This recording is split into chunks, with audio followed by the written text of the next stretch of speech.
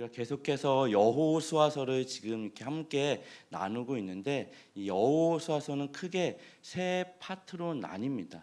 첫 번째 부분은요, 1장부터 12장까지 가나안 정복, 전쟁에 관한 이야기고요. 13장부터 우리가 지난주까지 살펴봤던 19장까지의 이야기는 그 땅의 분배에 관한 이야기입니다.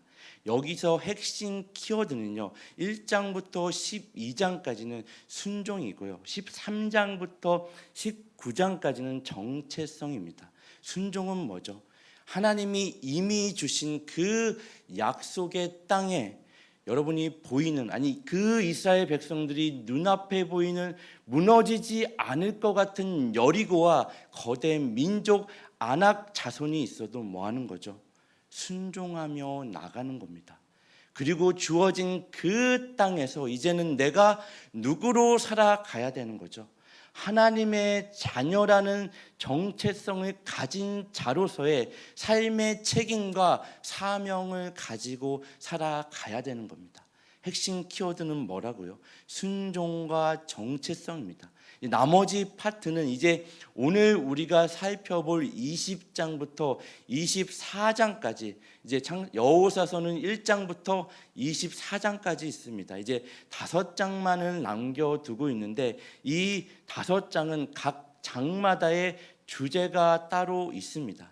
그래서 1장부터 12장까지는 큰 주제가 있었고, 13장부터 19장까지도 큰 주제가 있었다면, 이제 20장부터 24장까지는 각 장마다의 그 주어지는 주제, 키워드가 있습니다. 오늘 20장의 핵심 키워드는요, 도피성입니다. 우리식으로 표현을 하면 피난처죠. 우리 오늘 본문 여호사 20장 20절 말씀을 한번 우리 다시 한번 읽어볼까요? 시작. 이스라엘 자손에게 말하여, 시작.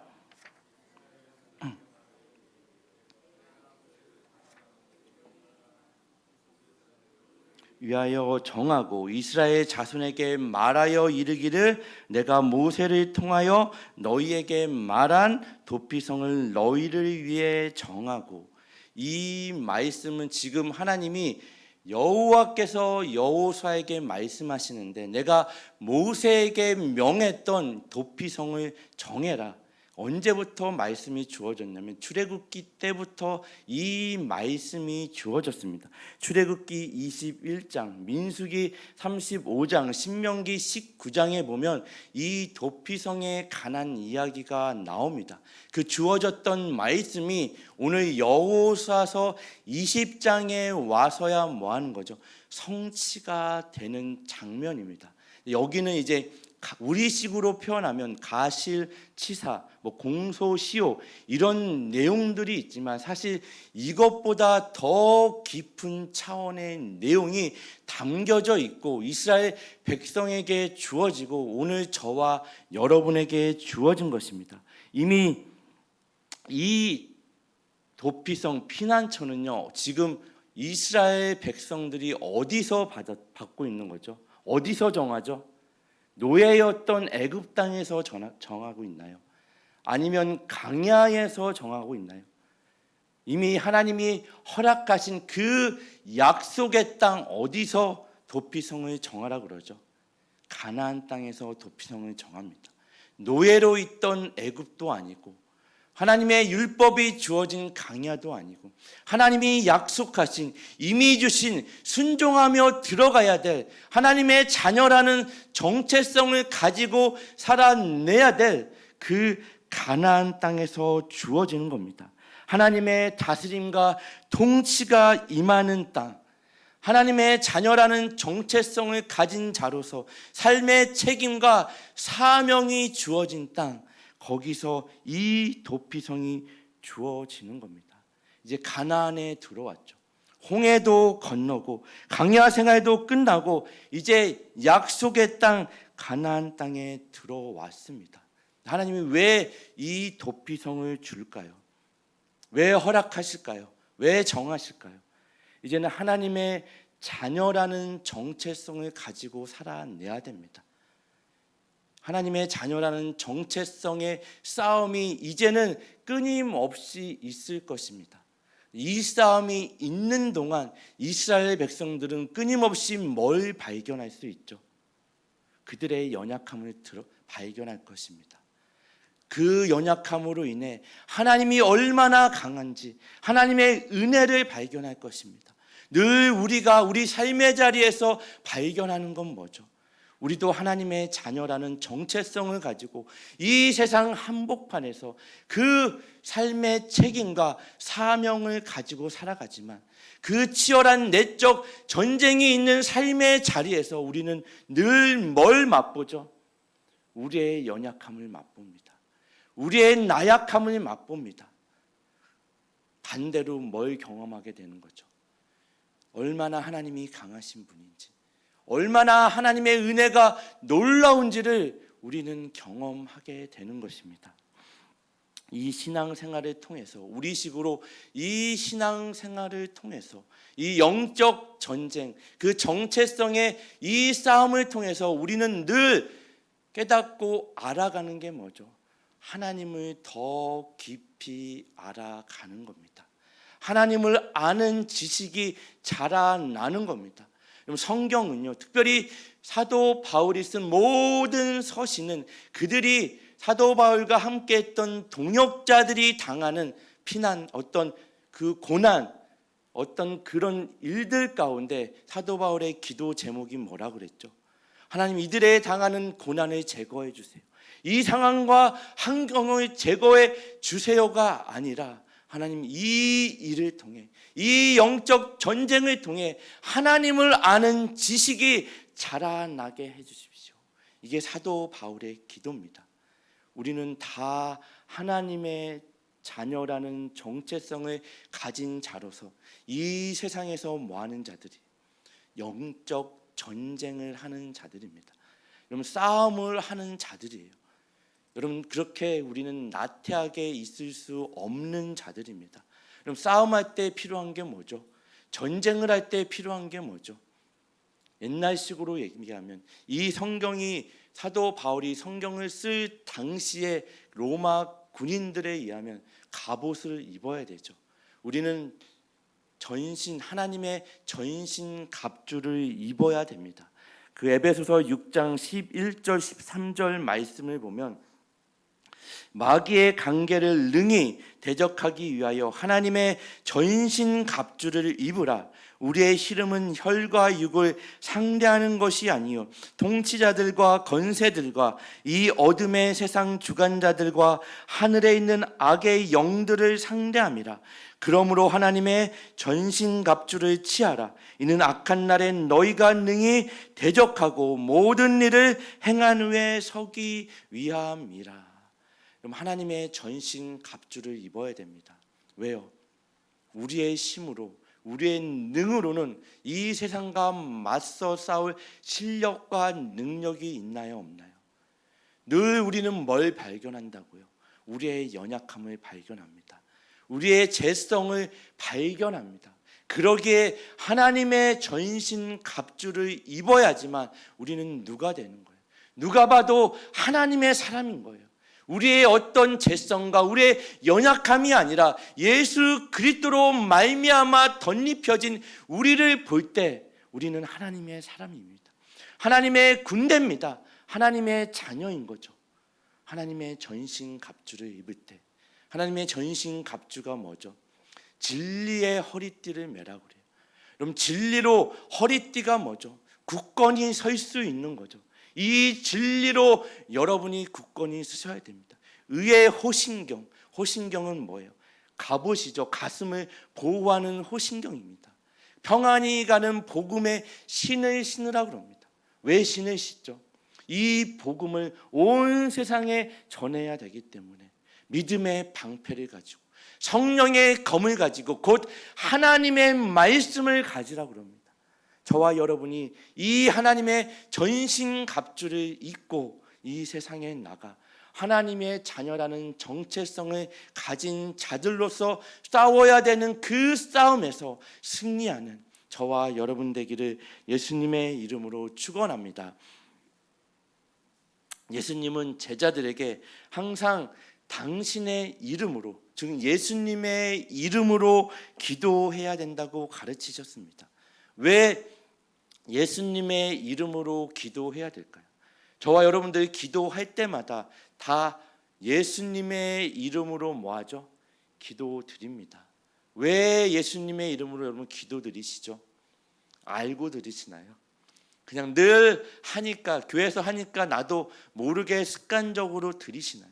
예수님이 제자들에게 기도를 가르칠 때도, 또 기도에 대해서 강조할 때도 반드시 내 이름으로, 예수의 이름으로 기도해라. 왜요?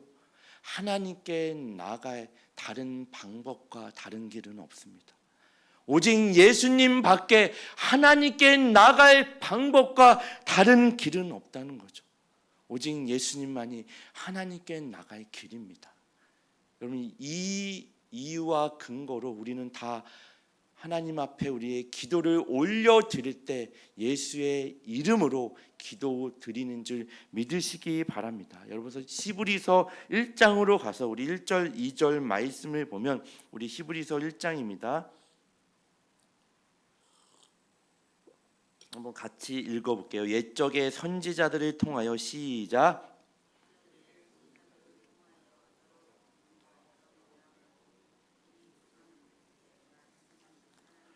이 모든 날 마지막에는 아들을 통하여, 이 아들이 누구죠? 예수 그리스도죠. 이 아들을 통하여 우리에게 말씀하셨으니 이 아들을 만유의 상속자로 세우시고 또 그로 말미암아 모든 세계를 지으셨느니라. 하나님이 이 아들을 마지막 때에 뭐 했다고요? 상속자로 세우시고 모든 만물을 그를 통하여 지으셨대요. 옛적의 선지자들을 통하여. 무슨 말이죠? 모든 구약의 말씀과 선지자들은 다 어디를 가리키고 있나요? 무엇을 이야기하고 있죠? 예수 그리스도를 가리키고 있습니다.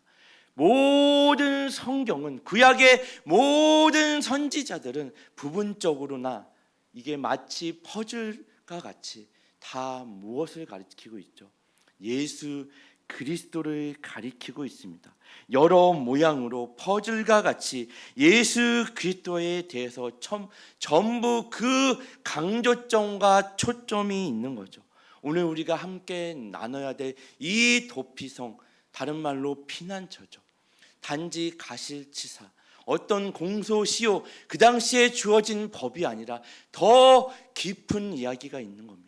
모든 구약이 예수를 가리키고 거기를 예수를 예표하는 것처럼 이 도피성, 이 피난처는 누구를 부분적으로 가리키고 있죠? 예수 그리스도를 가리키고 예표하는 장소와 그림입니다. 우리 여호수아서 20장 20절 말씀을 우리 다시 한번 읽어볼게요. 시작. 이스라엘 자손에게 말하여 이르기를 내가 모세를 통하여 너희에게 말한 도피성들을 너희를 위해 정하여. 아멘. 너희를 위해 정하여라고 이야기합니다. 옛날 개역 한글을 지금 우리가 개역 개정의 성경을 보고 있는데 개역 한글을 보면 택하여라고 나옵니다. 이 정하다라는 단어는요, 언어적인 의미를 보면 어떤 장소를 정할 때 쓰는 단어가 아니라 어떤 사람을 정할 때 쓰는 단어입니다. 근데 이스라엘 자손에게 말하여 이르기를 내가 모세를 통하여 너희에게 말한 도피성들을 너희를 위해 정하여라고요. 도피성입니다. 근데 이 정하여라는 단어는 어디에 쓴다고요? 장소가 아닌 사람을 정하고 택할 때 쓰는 단어입니다. 그럼 이 도피성은 전체적으로 누구를 지금 예표하고 상징하는 그림이죠? 누군가를 상징하고 예표하는 그림입니다. 단지 어떤 장소, 어떤 위치가 아니라 너희가 정해라. 너희의 피난처, 너희의 도피성을 내가 모세를 통하여 명령한 그 피난처를 정해라. 장소가 아니죠. 어떤 지리적인 위치가 아닙니다. 무엇이 진짜 피난처인지, 도피성인지 내가 이미 모세를 통해, 구약의 모든 선지자를 통해 예언하고 가르치고 예표하고 명하였으니 오늘날 너희가 정해라. 이 도피성은요, 여러분 오늘 지도를 사실 준비할까 하다가 준비를 못했는데, 이렇게 그 가나안 지역을 보면요, 요단 동쪽, 여러분의 위치에서는 동쪽이 이쪽이죠. 제가 볼 때는 동쪽, 여러분의 동쪽과 서쪽이 있습니다. 동쪽에 그 도피성 세 곳과 그 서쪽의 도피성 세 곳을 정합니다. 총 6군데의 도피성을 정하고, 이 도피성은 레위 지파에게 주어집니다. 레위 지파에게는 기업이 주어지지 않았죠. 왜요? 하나님이 기업이시기 때문에 주어지지 않았습니다. 근데 그들이 살아내야 될, 거주해야 될 땅이 필요하죠.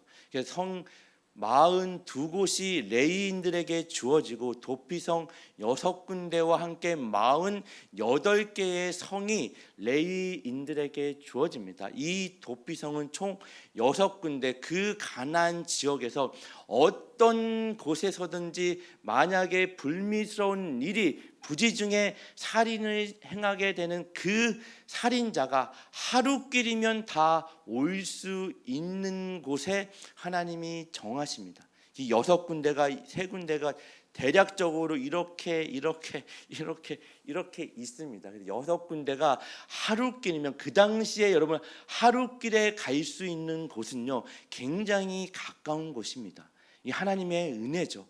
하루 만에 갈 수 있는 도피성, 굉장히 가까운 거리에 두라고 이야기합니다. 그 범위를 보면 신명기 19장 1절부터 3절까지의 말씀을 한번 보면, 내 하나님 여호와께서 이 여러 민족을 멸절하시고 내 하나님 여호와께서 그 땅을 내게 주심으로 내가 그것을 받고 그들의 성읍과 가옥에 거주할 때에 내 하나님 여호와께서 내게 기업으로 주신 땅 가운데서 새 성읍을 너를 위하여 구별하고 내 하나님 여호와께서 내게 기업으로 주시는 땅 전체를 새 구역으로 나누어 길을 닦고 모든 살인자를 그 성읍으로 도피하게 하라. 길을 닦아야 됩니다. 이스라엘 백성들은요 매년 그 하루면 갈 수 있는 도피성의 길을요, 오늘날로 치면 그 길을 보수 공사를 해야 될 의무가 있습니다. 그리고 오늘날로 치면 표지판, 그 사인을 해둬야 됩니다. 누가 봐도 이 길이 도피성이 있는 곳이다, 이 길로 가면 나는 살 수 있다, 피난처가 어딘지를 반드시 알 수 있는 표지판과 사인을 해두어야 됩니다. 근데 중요한 거는 그 살인자입니다. 그럼 가실치사, 부지 중에 사람을 죽였어도 성경은 계속해서 뭐라 그러죠? 그 살인자가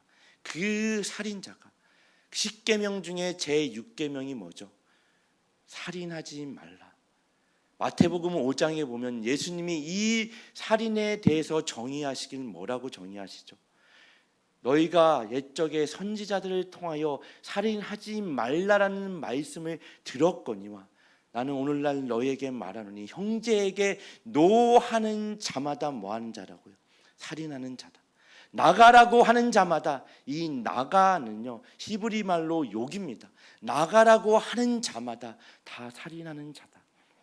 저와 여러분은 이 하나님의 정체성을 가지고 살아내야 되는 삶의 자리에서 그 책임과 사명을 다 할 수 없는 존재들이죠.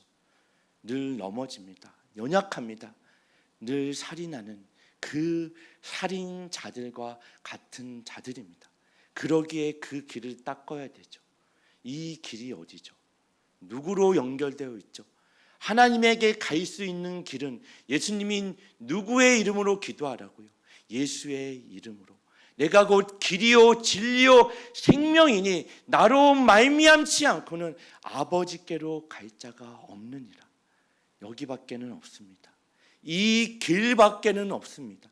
여러분이 피난처로 여기는, 안식처로 여기는, 도피성으로 여기는 거기는 여러분의 생명을 구원할 만한 아무런 실력과 능력이 없습니다. 오직 예수 그리스도밖에는, 이 길밖에는 없는 줄 믿으시길 바랍니다.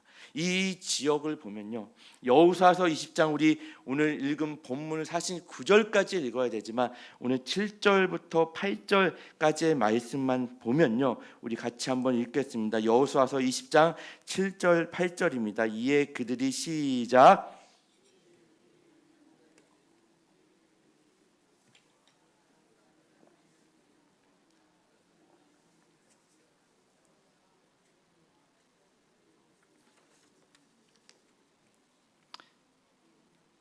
길르앗 라못과 므낫세 지파에서 바산 골랏을 구별하였으니 총 6군데의 지역이 나옵니다.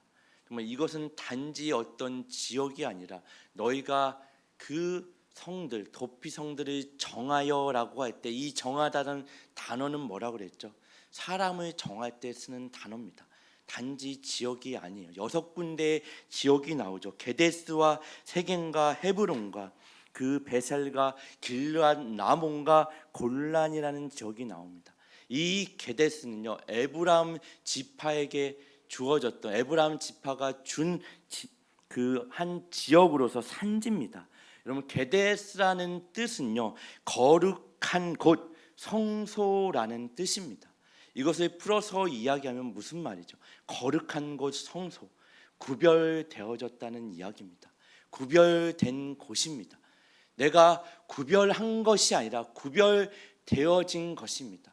여러분, 오늘날 우리가 착각하기 쉬운 것 중에 하나는 헌신은 내가 하는 건가요? 헌신되어지는 건가요? 헌신은 내가 하는 건가요? 헌신이 뭐라 그랬죠? 단지 나의 어떤 시간과 물질과 어떤 것들을 들여서 교회 안에서 무엇을 하는 게 헌신이 아니라 내가 어떤 존재가 되느냐의 싸움이 있는 게, 그 정체성의 싸움이 있는 곳, 이게 헌신되어져 가는 겁니다. 내가 어떤 존재로 만들어 가는 거, 이게 진정한 의미에서의 헌신이죠. 구별되어지는 게 이것이 헌신입니다. 헌신이 뭐라고요? 구별되는 겁니다. 여러분, 성경을 보면요, 헌신되어서 구별되어진 인물, 나시린이 있습니다. 대표적인 인물이 누구죠? 삼손, 사무엘, 이런 인물들이죠. 이 나시린은 헌신되어졌다는 뜻입니다. 구별되어졌다는 뜻입니다. 이들이 하지 말아야 되는 3가지가 있어요. 그 중에 하나가 뭐죠? 그들은 시체를 가까이 하거나 시체를 만지면 안 됩니다. 왜요? 왜 하나님이 그들에게 그것을 금하였을까요? 이제 너희는 죽음과는 상관없는 자들이다. 너희가 이렇게 창조되지 않았다. 원래는 죽음과 상관없이 창조된 자들이다. 이게 구별된 자들입니다. 우리는 다 뭐한 자들이에요? 헌신되어진 자들이죠. 구별되어진 자들이죠. 이제는 죽음과는 상관없는 자들입니다. 그래서 시체를 가까이 하지 말라고 명령하십니다. 그리고 너희가 평생에 포도주나 독주를 입에 대지 마라. 왜요? 누구의 다스림에 있느냐의 문제입니다.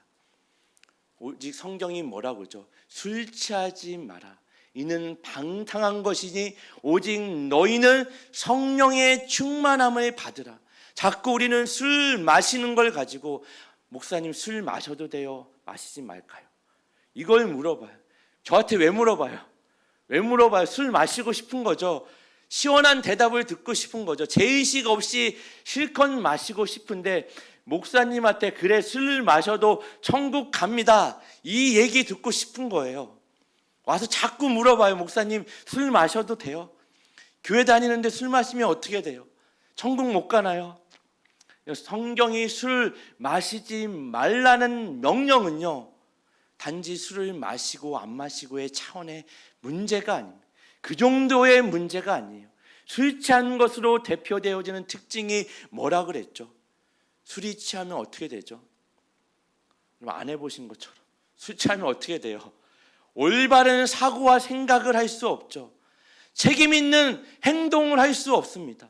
그리스도인으로서 올바른 하나님의 자녀다운 생각과 사고와 하나님의 자녀라는 정체성에 맞는 삶의 책임을 다할 수 없는 삶을 살 수밖에 없습니다. 술 취하지 말라는 거예요. 술 취하면 하나님의 자녀답게 살아낼 수 없는 거죠. 이는 방탕한 것입니다. 방탕이 뭐라고 그랬죠? 하나님이 없는 모든 시간들, 그 시간 안에서 여러분이 하는 모든 일들, 모든 행위들, 그것은 성경을 방탕하다고 합니다. 하나님이 없는 모든 영역들, 삶의 모든 시간들, 이게 성경이 말하는 방탕입니다. 그러니 오직 너희는 성령의 충만함을 받으라. 그래야지만 하나님의 자녀라는 정체성에 맞는 삶의 책임과 사명을 다 할 수 있는 거죠. 하나님의 전신 갑주를 입는 겁니다. 그래서 술 취하지 말라. 그래서 포도주와 독주를 나신인에게 금합니다. 그리고 또 하나 구하는 게 뭐죠? 머리에 삭도를 대지 마라. 평생 머리를 자르지 않습니다. 머리는 사람에게 있어서 뭐죠? 최고의 자리입니다. 너의 머리보다 더 위에 계신 분이 누군지를 늘 기억하란 얘기죠. 누구의 통치 아래 있니? 누구의 다스림 안에 있니? 저와 여러분은 누구의 통치와 누구의 다스림의 아래 있죠? 어떤 정권, 어떤 정부 아래 있나요? 영원한 정권은 없습니다. 여러분, 오늘날 같이 정치적으로 이념적으로 나뉘어서 극단적으로 대치했던 때가 없는 것 같아요. 여러분, 영원한 정권이 있던가요? 영원한 권력이 있던가요? 오직 영원한 권력, 영원한 정권은 하늘나라 하나님의 권력밖에 없는 줄 믿으시기 바랍니다. 세상이 누구의 손에 의해서 움직여지죠? 하나님의 손에 의해서 다스려지고, 여전히 여러분이 의심하는, 신뢰할 수 없는, 넘어지고 연약한 그 자리에서도 하나님은 일하고 계십니다. 하나님은 역사하고 계십니다. 지금 당장 이해할 수 없죠. 받아들일 수가 없죠. 하나님, 이게 뭔가요? 하는 그 자리에서도 하나님은 여전히 다스리시고 하나님의 섭리와 하나님의 그 운행하심으로 인해 하나님의 역사를 이루어 나가고 계십니다. 이것이 구별하다입니다. 게데스가 단지 어떤 지역인가요? 어떤 도피성인가요? 진정한 우리의 피난처 대신 누구를 상징하고 있는 거죠? 예수 그리스도를 상징하는 겁니다. 이 예수 그리스도로 말미암아 우리는 구별되어지는 자들입니다. 우리가 구별하는 게 아니죠. 우리는 구별할 수 있는 능력이 없는 자들입니다. 헌신할 수 있는 능력이, 실력이 없는 자들이죠. 구별되어지는 겁니다. 헌신되어지는 겁니다. 하나님의 자녀를 예수 그리스도로 말미암아 구별되어지는 줄 믿으시기 바랍니다. 그러기에 우리는 세상에 속한 자들이 아니라 세상을 섬기는 자들입니다. 세상을 사랑하는 자들이 아니라 세상을 섬기는 자들입니다. 세상에 끌려가는 자들이 아니라 세상을 이끌고 가야 되는 자들인 줄 믿으시기 바랍니다. 이 믿음 가지고 오늘도 주어진 그 하루하루를 여러분 구별된 자로서 정말 이 피난처 대신 예수 그리스도를 바라보며 살아내시기를 예수님의 이름으로 축원합니다. 지금 5군데를 더 설명을 해드려야 되는데 시간이 많이 간 것 같습니다. 그래도 우리 말씀을 계속 나누기를 원합니다. 이 두 번째는 어디죠? 두 번째 피난처 세겜입니다. 이 에브라임 지파에게 주어진 곳이죠. 게데스는 처음에 제가 잘못 설명했던 납달리 지파입니다. 납달리 지파에게 주어진 것을 레위 지파에게 준 것입니다. 그리고 세겜은 에브라임 지파에게 주어진 것이 레위인에게 주어진 곳이죠. 그래서 그 뜻은요, 어깨, 이제 등, 짐을 지다 그런 뜻입니다. 이걸 합쳐서 이야기하면 무슨 뜻이 되죠? 어깨에 짐을 지다라는 뜻입니다. 그럼 어깨에 짐을 지다라는 말을 들으면 성경에서 누가 이렇게 떠오르죠? 세상 죄를 지고 가는 하나님의 어린 양을 보라.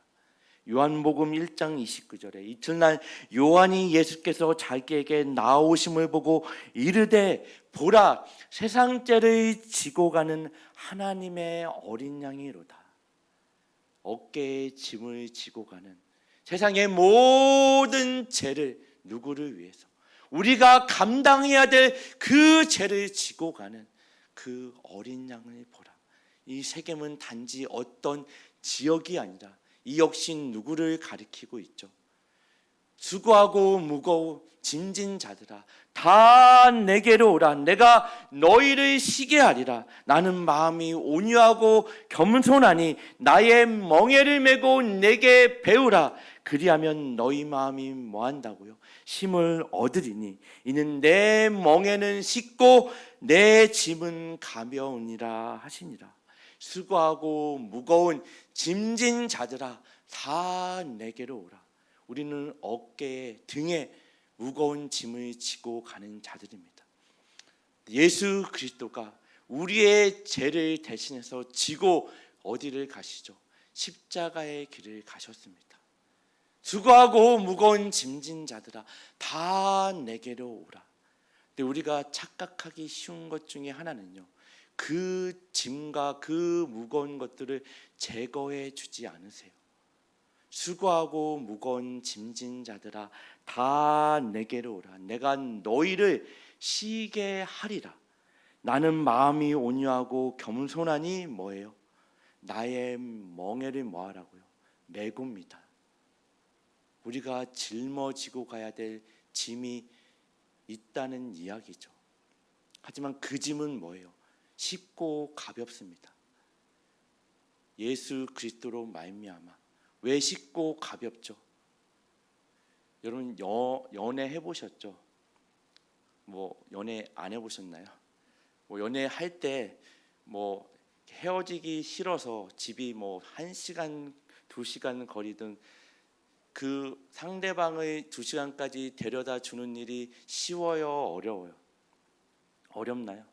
속에 막 부글부글 하면서 인상을 팍팍 쓰면서 2시간을 그 연인을 데려다 주는 길에 어쩔 수 없이 인상을 쓰면서 데려다 주나요? 그런 사람은 없을 거예요. 그죠? 쉽습니다. 실질적으로 쉬운 일이 아닌데 쉬워요. 왜요? 사랑하는 관계에 있기 때문이죠. 왜 우리가 멍에를 진 게 쉬울까요? 예수님의 사랑의 관계 안에 있을 때 쉬운 겁니다. 우리에게 멍에를 하나님이 완전히 제거해 주지 않으세요. 사망의 음침한 골짜기를 다녀야 됩니다. 하지만 해를 두려워하지 않을 것은 주께서 막대기와 지팡이로 나를 안위하시고 갈 길을 뭐 하는 거죠? 알려주시고 가지 말아야 할 길을 막아주시기 때문에 내가 지어야 될 여전히 짊어져야 될 짐이 있지만 뭐 하는 거죠? 그 짐은 쉽습니다. 왜요? 그리스도 안에서 그 사랑으로 감당하기 때문이죠. 이 짐을 지는 겁니다. 그래서 이 세겜도 예수 그리스도를 예표하는 거죠. 그리고 세 번째는 헤브론입니다. 이 유다 지파에게 주어졌던 땅이죠. 그 연합하다, 동맹하다, 동행하다, 친구라는 뜻이죠. 우리는 누구와 다 연합한 자들이죠. 그리스도와 연합한 자들입니다. 우리의 삶은 결국 둘로 나뉩니다. 이 세상은 두 부류로 나눌 수밖에 없습니다. 어떻게 나뉘죠? 그리스도와 연합한 자들과 그리스도와 연합하지 않은 자들로 나뉩니다. 이 세상의 역사는 어떻게 나뉜다고 그랬죠? 세상이 인정하던 인정하지 않던 예수 그리스도를 중심으로 BC와 AD로 나뉩니다. AD가 뭐죠? BC가 뭐죠? Before Christ. 예수님이 오시기 전에. AD는 뭐죠? 라틴어입니다. 아노 도미니. 그리스도의 해, 예수 그리스도를 중심으로 예수님이 오시기 전과 오신 후로 나뉘죠.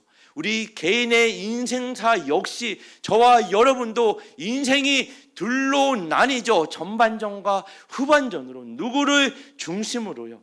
예수 그리스도를 중심으로. 그리스도와 연합하기 전과 그리스도와 연합한 후로 나뉠 것입니다.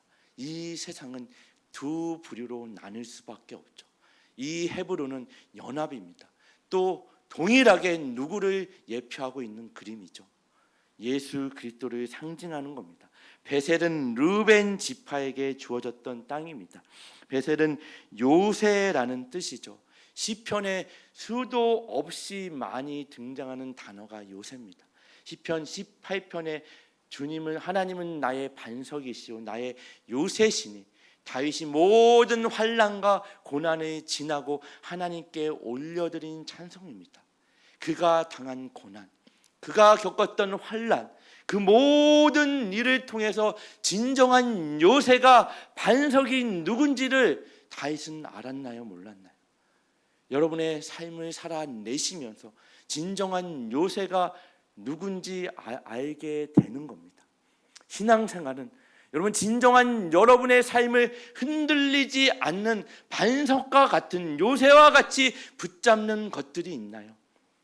여러분이 붙잡는 정말 반석이라 여기는 것들, 요새라 여기는 것들, 그 세상에 어떤 것도 진정한 요새는 없습니다. 그 여러분이 붙잡은 것들이 흔들리면 여러분도 따라 흔들리죠. 그것이 무너지면 여러분도 같이 무너져 내립니다. 그것이 물질이든 건강이든 사람의 관계든 자녀이든. 그럼 자녀가 무너지면요, 부모도 무너지죠. 사람의 관계는 요새일 수도 없고 반석일 수도 없습니다. 오직 예수 그리스도만이 저와 여러분에게 유일한 영원한 요새요 반석인 줄 믿으시기 바랍니다. 그리고 마지막으로 길르앗 라봇은요, 갓 지파에게 주어진 땅이죠. 라봇의 뜻은 높은 곳, 언덕이라는 뜻입니다. 그럼 가장 높은 곳이 어딜까요? 하나님 우편에 앉아 계시는 그 어린 양을 보라, 예수 그리스도죠. 이스라엘 민족에게 있어서 높은 곳은요, 가장 안전한 곳이라는 이미지가 있습니다. 이 역시 지금 누구를 상징하고 예표하는 그림이죠. 예수 그리스도를 상징하고 예표하는 그림입니다. 그리고 이 다섯 번째였네, 죄송합니다. 그리고 마지막 바산 그 골란이라는 곳은요, 므낫세 지파에게 주어졌던 곳입니다. 이 비옥한 땅, 풍요로운 땅, 여기는 농사가 잘 지어지는 지역이죠. 그 당시에 농사는 그들에게 있어서 그 당시 사람들에게 있어서 가장 중요한 어떤 그 기쁨의 원천입니다. 그래서 이 뜻은요, 기쁨이라는 뜻입니다. 진정한 우리에게 기쁨을 주시는 분이 누구죠? 오직 예수 그리스도입니다. 이 6 지역으로 선정된 이 도피성, 우리에게 피난처는 다 지금 무엇을 상징하고 무엇을 예표하는 지역과 그림이죠. 예수 그리스도를 상징하고 예표하는 그림입니다. 우리를 위해 십자가를 지시고 그로 인해 우리를 하나님의 자녀로 구별하여 부르시고 진정한 요새시요 안식처요 기쁨의 근원 되시는 예수 그리스도를 지금 드러내는 그림입니다. 이것이 진정한 깊은 의미의 우리에게 주어진 피난처인 줄 믿으시기 바랍니다. 여러분의 진정한 도피성 되시는 예수 그리스도 안에서 또 주어지는 한 주간에도 그 하루도 구별된 하나님의 자녀라는 정체성을 가지고 헌신되어지는, 여러분이 살아내는 모든 삶의 행동들은 다 뭐죠? 헌신되어지는 겁니다. 학생이 공부하는 거 헌신되어지는 겁니다. 가정주부가 살림을 하는 거, 청소하고 밥을 하는 거 헌신되어지는 겁니다. 나가서 돈은 버는 모든 행위들은 사실 다 구별돼서 헌신되어져야 되는 행위인 줄 믿으시고, 나는 누구인지, 누구로 살아내야 되는지 그 존재를 확실히 아는 그 신앙의 고백과 믿음을 가지고 주어지는 한 주도 살아내시는 새마음교회 모든 성도들 되시기를 예수님의 이름으로 축원드립니다. 아멘. 우리 찬양팀 나와주시고요. 시편 46편 1절 3절 말씀을 읽고 오늘 말씀을 마치고자 합니다. 하나님은 우리의 피난처시요 심이시니 환난 중에 만날 큰 도움이시라.